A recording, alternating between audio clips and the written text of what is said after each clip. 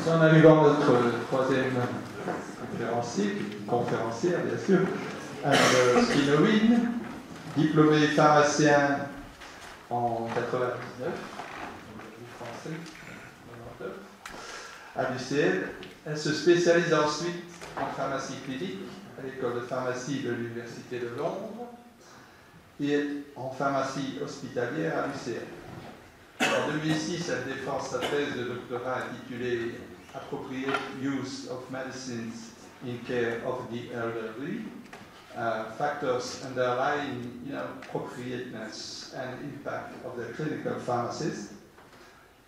Et on peut le dire, c'est aussi une pionnière du développement de la pharmacie clinique en Belgique, surtout, mais aussi en Europe. Et elle conduit depuis 2007 une activité clinique au CHU UCL Namur, sur le site de Godin, en tant que responsable du service de pharmacie clinique, à une activité académique à l'UCL. Alors, dans cette activité académique, elle dirige le groupe de recherche en pharmacie clinique au sein du Louvain Drug Research Institute. Ses travaux sont consacrés à l'étude de la qualité d'utilisation des médicaments en pratique clinique, à ses déterminants ainsi qu'à l'effet d'approche, y compris en recherche transnationnelle, visant à améliorer cette qualité. Elle est également lauréate du prix de la Fondation AstraZeneca Healthy Aging. Son exposé est intitulé « Vers une prescription plus appropriée des médicaments, pourquoi, comment et avec qui ?» Merci beaucoup. Monsieur le secrétaire perpétuel, Monsieur le Président, chers collègues, c'est vraiment un honneur pour moi de pouvoir clôturer cette session avec un accent plus particulièrement sur la question de la prescription appropriée. Donc on va répondre à 3 questions, en commençant par la question donc, du pourquoi. Et je vais commencer à adresser cette question avec une simple vignette clinique, si vous voulez bien. Il vient d'une patiente de 86 ans qui est admise aux urgences pour un épistaxis persistant et qui, parmi les 10 médicaments qu'elle prend chaque jour, prend du rivaroxaban, un anticoagulant oral direct, pour une fibrillation auriculaire et de l'aspirine. C'est donc quelqu'un qui est admis, peut-être de façon un peu banale, pour un saignement secondaire à notamment la prise de 2 médicaments qui augmentent le risque de saignement, bien connus, le rivaroxaban et l'aspirine. Alors si on analyse le traitement de façon un petit peu plus détaillée, on peut se rendre compte ici qu'on peut identifier certains problèmes avec la prise du rivaroxaban, puisque, étant donné le faible poids de la patiente et la présence d'une insuffisance rénale, la question du choix du médicament indique que ce n'était pas un choix optimal. La question de la dose peut être également posée, puisque la dose de 20 mg par jour n'est pas conforme dans le cas d'une insuffisance rénale telle que l'on a ici. Ensuite, si on réfléchit à la question de la prescription de l'aspirine ici, qui était prise pour une prévention primaire, les recommandations sont très claires aujourd'hui. L'aspirine en prévention primaire n'a plus sa place, ou en tout cas un rapport bénéfice-risque qui est défavorable. Et donc on peut considérer ici, je vais revenir après, qu'on est dans une situation de surprescription d'aspirine et donc dans une situation avec une hospitalisation qui potentiellement aurait pu être évitée, notamment par une révision de la prescription. Alors si on prend un petit peu de hauteur et de recul par rapport à ça, et qu'on retourne une vingtaine d'années en arrière, le rapport sur votre gauche, qui s'appelle « L'erreur est humaine », est un rapport vraiment extrêmement important qui a été publié aux États-Unis et qui met le doigt sur la problématique, notamment, mais pas uniquement, des décès secondaires aux erreurs médicales et y compris aux erreurs médicamenteuses. Et l'équipe de David Bates, sur la droite, à Harvard, est une des premières équipes à avoir documenté et chiffré le risque iatrogène médicamenteux, ici chez les patients hospitalisés, et ça a été fait également dans un contexte plus ambulatoire. Alors cette étude montre notamment que les événements iatrogènes médicamenteux, donc les adverse drug events, sont extrêmement fréquents. Et 2 choses intéressantes. Premièrement, c'est que plus ou moins la moitié d'entre eux sont évitables.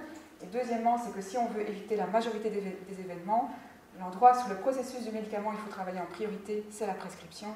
D'où l'intérêt de discuter davantage sur ce sujet aujourd'hui. Alors je voudrais situer un petit peu cette recherche sur comment prévenir comment améliorer la qualité des soins dans le cadre de la recherche translationnelle vue au sens large. Un certain nombre d'entre vous travaillent en sciences fondamentales et en sciences cliniques, recherche indispensable pour générer des recommandations sur notamment la façon dont il convient d'utiliser les médicaments dans la pratique clinique. Malheureusement, il faut constater qu'un certain nombre de patients ne reçoivent pas des recommandations qui sont basées sur des évidences et qu'une partie des soins fournis sont potentiellement délétères pour les patients, comme le cas que nous avons vu juste avant. Que par ailleurs, il y a un gap relativement important et que ça prend beaucoup trop longtemps pour que les données issues de la littérature scientifique soient appliquées dans la pratique de tous les jours.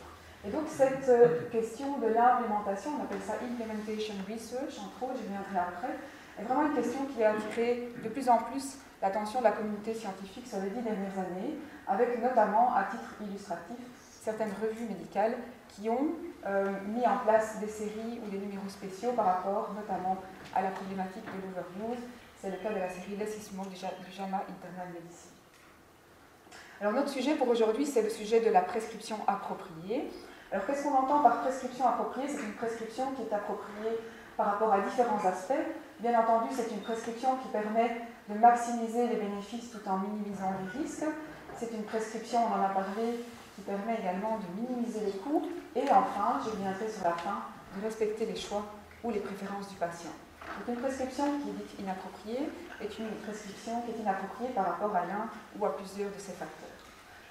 Alors quand on parle de prescription inappropriée, on fait en général la distinction entre trois grandes catégories de prescriptions dites inappropriées. La première, c'est la surprescription, c'est-à-dire qu'il y a prescription d'un médicament sans indication valable ou pour une durée trop longue.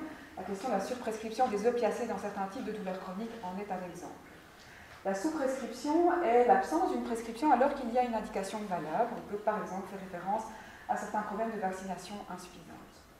Et puis la prescription inadaptée est une prescription où un médicament est nécessaire, mais la prescription est inadaptée, par exemple en termes de choix de médicaments, en termes de dose ou en termes d'interaction médicamenteuse.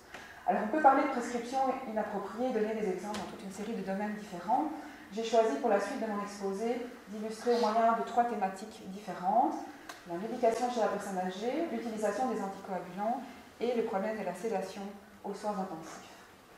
Alors pour commencer avec la prescription chez la personne âgée, c'est un sujet qui avait déjà fait l'objet d'un exposé par mon collègue le gériatre Benoît Bolland, ici présent. Je reprends ici les exemples de 4 études sur lesquelles nous avons travaillé, avec des patients âgés en milieu hospitalier, mais également des patients âgés en milieu ambulatoire et une maison de repos et de soins, toutes des études réalisées en Belgique. Alors, on a des indicateurs qui permettent de chiffrer cette problématique, que je ne vais pas expliquer en détail, mais on voit notamment que plus ou moins 10% des médicaments prescrits à des patients âgés n'ont pas d'indication jugée valable selon les références scientifiques. Que 40 à 80%, et le problème est particulièrement important en maison de repos et de soins, ont un médicament qui est soit considéré comme étant surprescrit ou prescrit de façon inadaptée. Quand on regarde en termes de sous-prescription, on voit que pour plus de la moitié des patients, on peut identifier un événement de sous-prescription. C'est par exemple l'absence d'un anticoagulant chez un patient en fibrillation auriculaire ou l'absence d'aspirine en prévention secondaire d'un événement coronarien, par exemple. Alors vous allez me dire, c'est bien, mais est-ce que ça a un lien avec des outcomes cliniques relevants pour les patients? La réponse est oui. Un exemple ici dans cette étude réalisée avec des patients en gériatrie de liaison à Saint-Luc, dans 27% des cas, on pouvait faire un lien entre le motif d'admission et la présence de prescriptions inappropriées, notamment pour des patients qui sont admis pour raison de chute avec fracture, avec un certain nombre de médicaments qui peuvent augmenter les risques.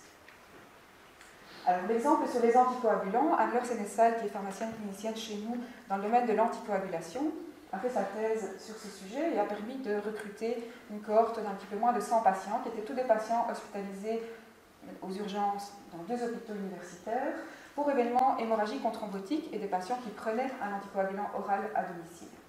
Alors, la majorité d'entre eux ont, sur base d'une évaluation standardisée que l'on fait, un événement iatrogène considéré comme étant sérieux.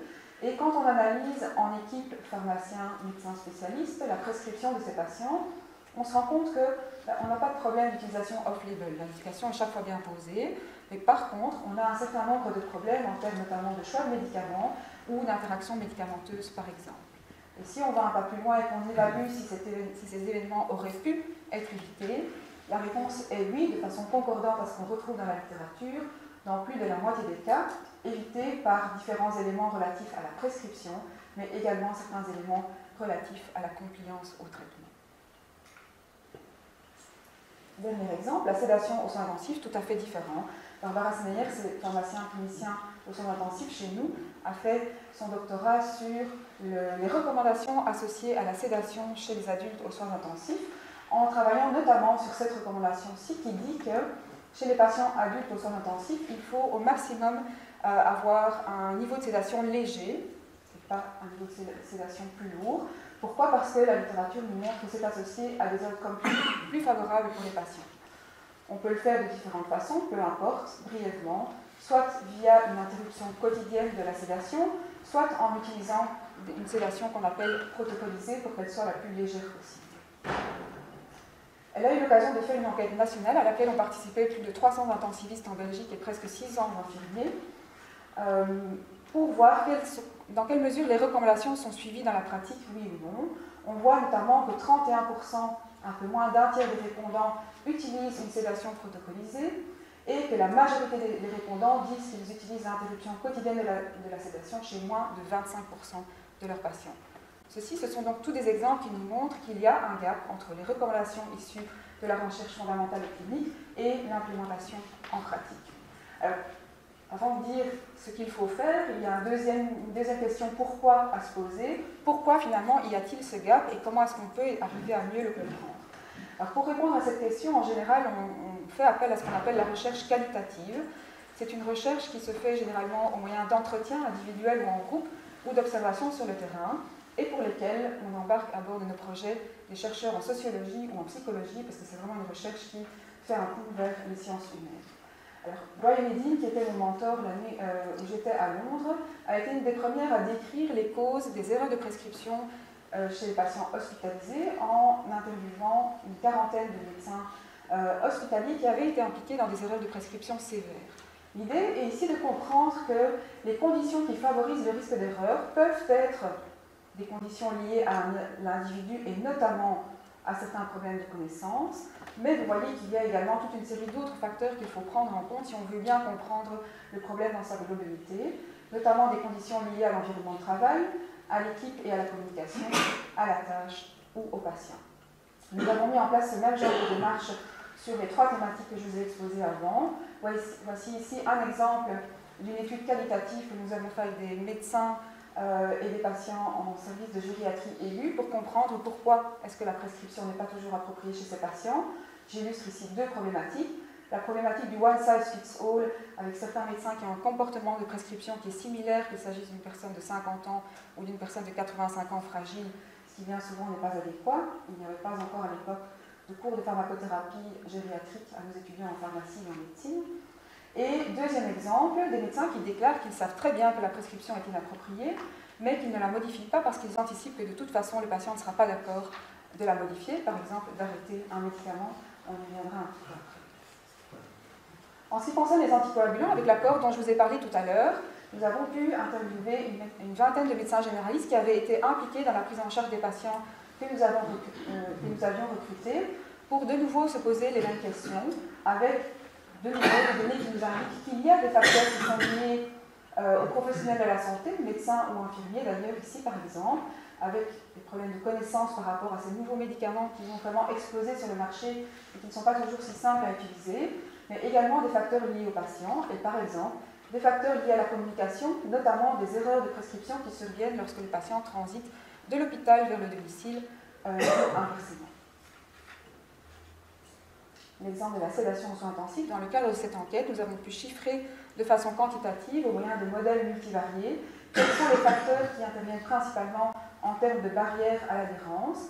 Et cela nous permet d'identifier des facteurs qui sont spécifiques aux médecins, d'autres qui sont plus particuliers aux infirmiers, et des facteurs qui diffèrent en fonction de la recommandation sur laquelle on travaille. Sans rentrer donc dans le détail ici, parce que ce n'est pas l'objet de la présentation, le message que je veux faire passer, c'est que l'identification de ces facteurs nous permet après de mieux définir comment, que peut-on mettre en place pour essayer d'optimiser la qualité, y compris la prescription des médicaments en pratique clinique. Donc comment et avec qui est la partie suivante de la question. Quelque chose de très simple pourrait être de dire arrêtons de prescrire des médicaments. Il faut reconnaître quand même que chez certains patients âgés, comme la personne ici, ça peut parfois avoir des effets bénéfiques relativement intéressants. C'est quand même pas très raisonnable. Alors réfléchissons, il y a toute une série d'approches possibles pour optimiser la prescription dans la pratique.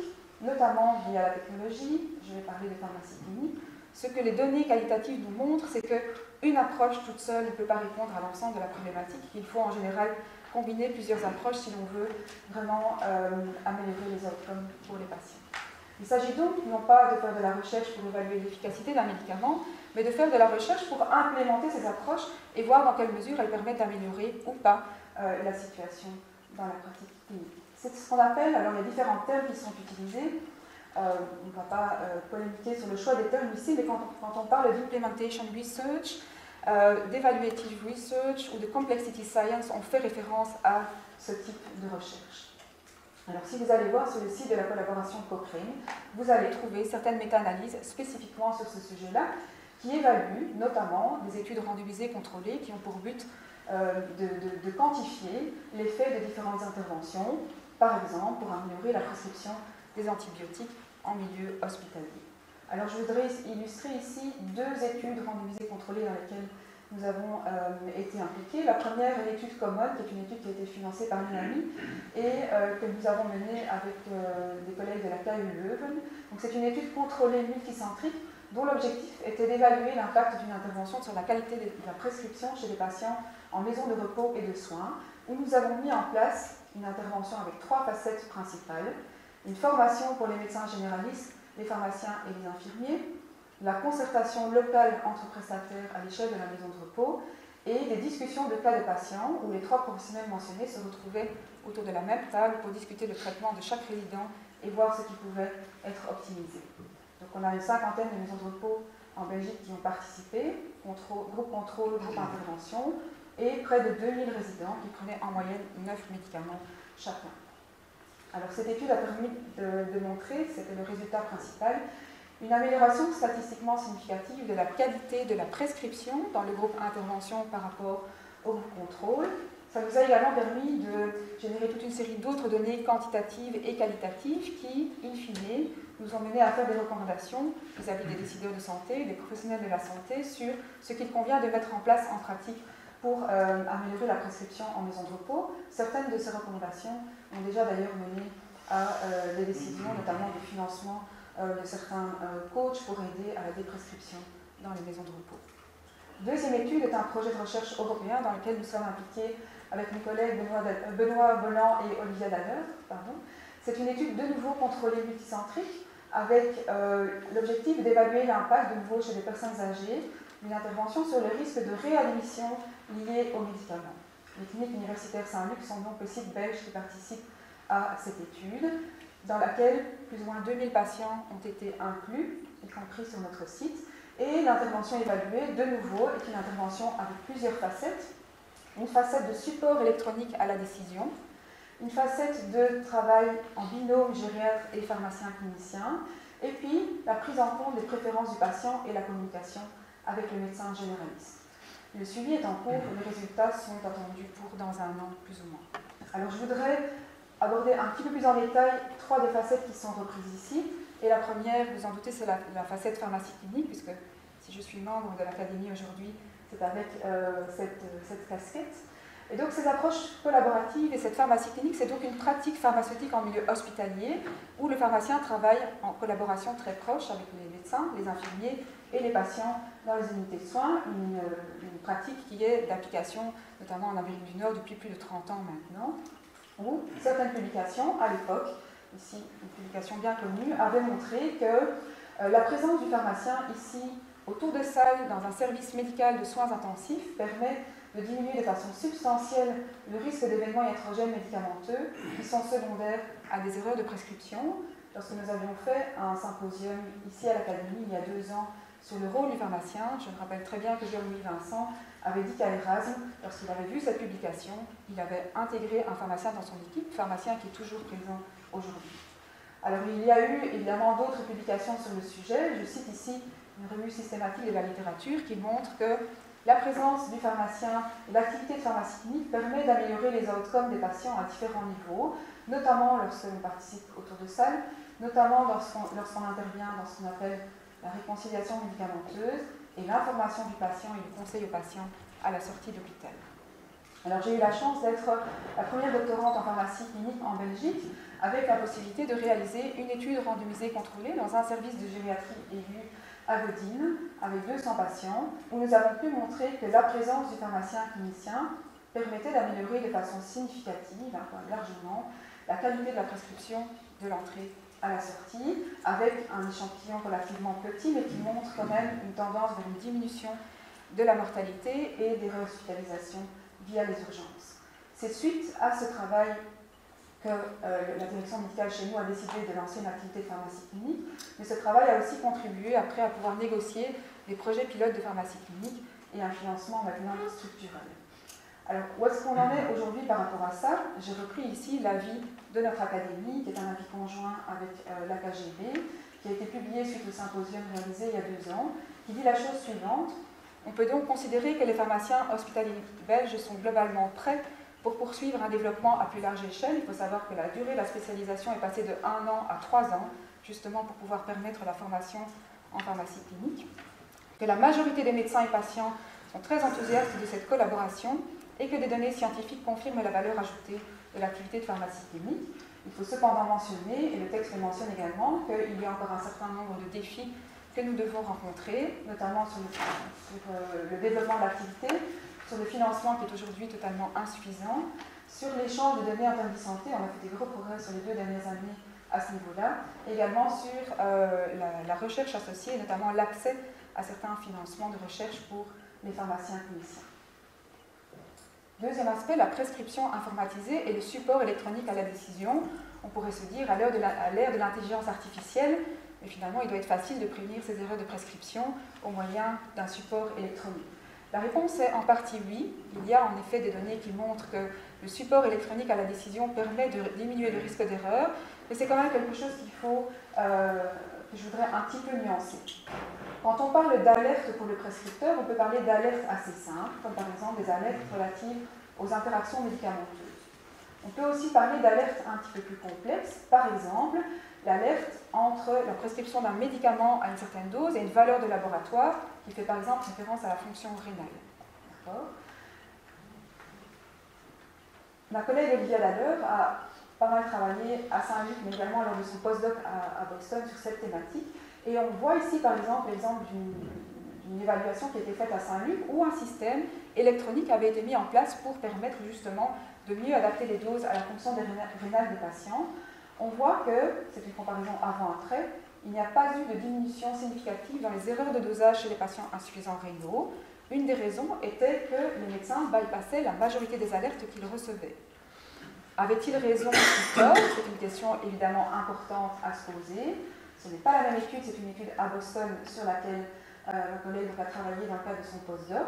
Ils ont analysé toutes les alertes bypassées par les médecins dans le système de prescription informatisé sur une durée assez longue, pour montrer que, par exemple, les alertes relatives aux allergies médicamenteuses, les médecins avaient raison, dans 96% des cas, de bypasser les alertes parce que l'alerte n'était pas correcte, ou pas pertinente pour le patient. Que par contre, en termes justement de problèmes d'insuffisance rénale, là, l'accord avec le bypass était beaucoup plus faible. Ceci nous montre donc que quand on parle de support électronique à la décision, les choses ne sont pas si simples que ce qu'on pourrait le penser, qu'on a d'énormes efforts à faire en termes de sensibilité et de spécificité dans les alertes qui sont générées, et qu'il faut pouvoir comprendre le comportement des prescripteurs sur le bypass de l'alerte, qui, dans un certain nombre de cas, est tout à fait justifié. La situation est la même quand on parle de support électronique à la décision pour les anticoagulants. Nous venons de terminer une revue de la littérature à ce sujet-là. On montre que les systèmes qui existent actuellement permettent de traiter certaines problématiques, mais pas celles dont nous avons parlé avant. Il y a donc un gap à combler. Et que par ailleurs, la problématique de la spécificité et la sensibilité des alertes reste à l'heure actuelle encore fort mauvaise, et il y a donc de nombreuses améliorations à pouvoir apporter. Dernier aspect, engager les patients. On en a déjà parlé tout à l'heure.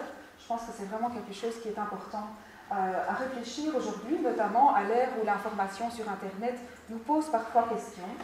Alors, il y a différents termes qui sont utilisés dans la littérature, notamment le shared decision making, le patient partenaire, le patient engagé. Peu importe, ici, l'idée est de pouvoir construire un partenariat entre notamment prescripteurs, mais aussi pharmaciens et patients pour arriver à des décisions partagées notamment sur le choix de prescrire ou de ne pas prescrire un médicament. Vous allez me dire, on ne peut pas avoir des décisions partagées sur tout, c'est clair qu'on ne va pas demander l'avis d'un patient sur l'antibiotique qu'il faut prescrire pour sa pneumonie, bien entendu, mais ceci dit, c'est quelque chose qui peut quand même avoir un champ d'application, je pense, relativement large. Il y a un très bon exemple pour cette problématique, c'est la problématique de la déprescription chez les patients âgés qui sont polymédiqués. Je suis convaincue que via un partenariat augmenté avec le patient, même s'il est âgé, on peut arriver à des résultats plus favorables que ce qu'on a pour le moment. Et donc on a par exemple ici une très belle étude québécoise qui a montré qu'en éduquant les patients et en incitant à un partenariat sur la question de l'utilisation des benzodiazépines, on permet d'avoir une déprescription des benzodiazépines qui est absolument incroyable, beaucoup plus efficace que n'importe quel médicament qu'on pourrait imaginer à ce niveau-là. On ne sait pas si ces résultats sont applicables chez nous en Belgique, avec un contexte et un environnement assez différents. Et le KCE, dans le cadre de son programme KCE Trial, vient de financer une étude qui va démarrer, menée par l'accueil Leuve, justement sur l'efficacité d'un programme qui implique une décision partagée avec le patient et le médecin généraliste sur l'utilisation des benzodiazépines. Et alors pour terminer, je voudrais juste aborder la problématique de l'éducation. Nous sommes tous, en plus d'être chercheurs et cliniciens, également des enseignants. Je pense que ça vaut la peine de prendre un petit peu de recul et de se poser des questions sur la formation que l'on offre à nos étudiants, qui est certainement excellente en termes de formation aux sciences fondamentales et aux sciences cliniques. Il y a probablement encore du chemin à faire en termes de formation sur tout ce qui est Safety Science, Implementation Science. Par ailleurs, j'ai pas mal parlé d'interdisciplinarité. Je pense que si on veut bien pouvoir travailler ensemble en pratique, il faut aussi pouvoir commencer à apprendre ensemble, pas seulement en dernière année de master, mais dès les bacs. Et je pense que c'est aussi une belle perspective pour nos facultés de pouvoir évoluer dans ce sens-là. Je voudrais terminer en disant que les différents travaux que j'ai eu l'occasion d'évoquer ici sont vraiment des travaux d'équipe. J'ai la chance de travailler dans deux équipes formidables. Une équipe de recherche au sein du Louvain Drug Research Institute et une équipe de pharmacie, qui est la pharmacie UCHU, UCL Namur. Je vous remercie pour votre attention.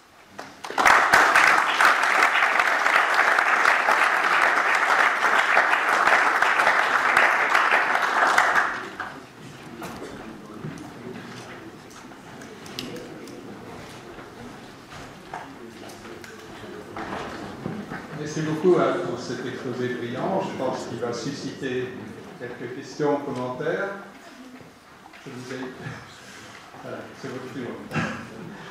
Je n'ai pas posé tout à l'heure, Jean-Paul. Voilà. Merci Anna en tout cas pour cet exposé sur la pharmacie clinique. Ma question tourne évidemment autour de l'application en médecine générale. Je suis médecin généraliste et évidemment je trouve qu'il y a une application importante à faire sur le terrain et de ne pas cantonner ça à l'hôpital. Et effectivement, Daniel Mierguien montre que la solution de dire travaillons ensemble et formons ensemble. Donc dans les projets qu'on mène pour le moment aussi dans le département de médecine générale, de former les pharmaciens et les médecins, en tout cas à des ateliers communs. Mais je voulais faire une position un peu par rapport à la pharmacie clinique en médecine générale, donc avec les pharmaciens d'officine. Je pense que notre expérience en pharmacie clinique peut être très utile pour réfléchir à la même démarche en médecine ambulatoire, bien entendu. Et de nouveau, ça vaut toujours la peine de s'inspirer de ce qui est fait ailleurs. Si on regarde par exemple en Angleterre, il y a de plus en plus de pharmaciens qui sont intégrés dans des centres de médecine générale, et justement qui ne sont pas dans la pharmacie, mais qui sont dans les centres de médecine générale pour travailler avec les médecins généralistes sur l'optimisation et l'utilisation des médicaments. Ça peut aussi, bien entendu, se faire depuis la pharmacie d'officine d'une façon un petit peu différente. Et je pense que c'est vraiment quelque chose qui doit évoluer à l'avenir. La formation des pharmaciens évolue en ce sens aussi. Et je pense que l'étude qu'on a faite dans maison de repos et de soins est un petit peu une étude, c'est le milieu maison de repos et de soins, c'est pas tout à fait le milieu ambulatoire, mais ça va dans ce sens-là aussi.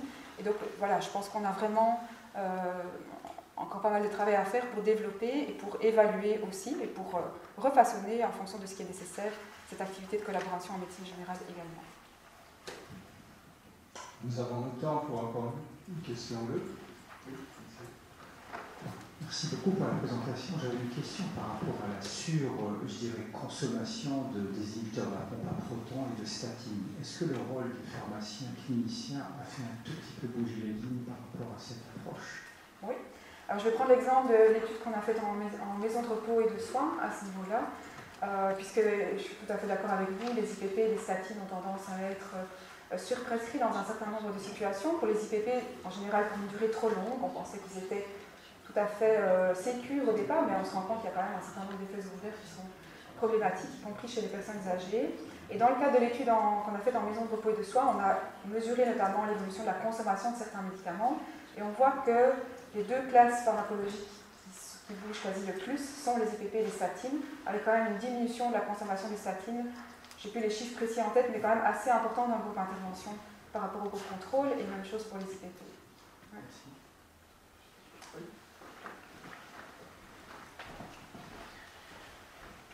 Merci. Vous avez beaucoup insisté sur le rôle de l'éducation.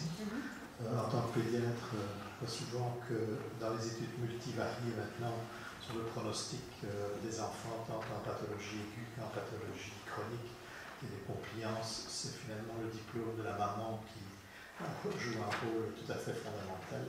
Et donc par rapport à l'éducation dont on a parlé au niveau des pharmaciens, des médecins, est-ce qu'il n'y a pas aussi une place importante et tout à fait manquante dans l'éducation au niveau des études secondaires, des adolescents, sur je dirais, ces aspects qui sont devenus des aspects de culture générale, à mon sens?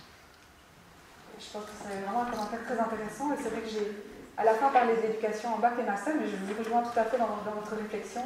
Ce sont des questions de santé publique et qu'il convient d'adresser non pas seulement dans des études dans le domaine des soins de la santé, mais également avant. Je n'ai pas spécifiquement connaissance de travaux de recherche à ce sujet-là, mais je suis d'accord avec vous, c'est vraiment quelque chose qui devrait être pris en compte. Ouais. Une dernière question? Oui, Anne. Très très fier de voir un exposé aussi bien structuré, basé sur le niveau de preuve, avec une démarche scientifique qui honore la pharmacie clinique. Bon, j'en doutais pas, mais je voulais que ce soit publiquement dit, avec l'expérience et l'arrière que je peux ça.